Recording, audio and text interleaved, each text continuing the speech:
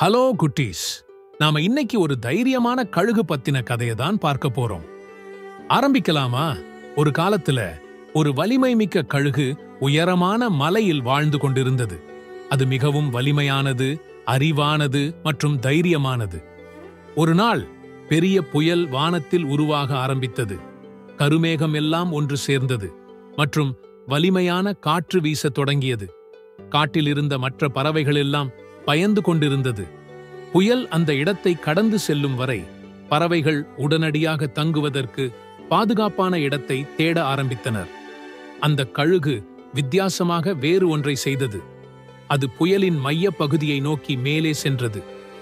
கழுகுக்கு சூறை காற்று எழுப்பும் பயங்கர சத்தம் கேட்டது மற்றும் மழை பெய்து அதை கீழே தள்ளியது. அந்த கழுகு விட்டுக் கொடுக்காமல் தன் வலிமையான சிறகுகளை விரித்து அந்த புயல் காற்று செல்லும் பாதையில் கழுகு மேலே சென்றது. கழுகு புயலுடன் சண்டை போடுவதற்கு பதிலாக அந்த புயலின் பலத்தை பயன்படுத்தி பறந்து மேலே சென்றது மற்றும் அதனுடைய வலிமையை இழக்காமல் தக்க வைத்துக் கொண்டது. அந்த புயலை கடந்த பிறகு கழுகுக்கு தான் மேகங்களுக்கு மேல் பறந்து சென்று கொண்டிருக்கிறோம் என்று உணர்ந்தது.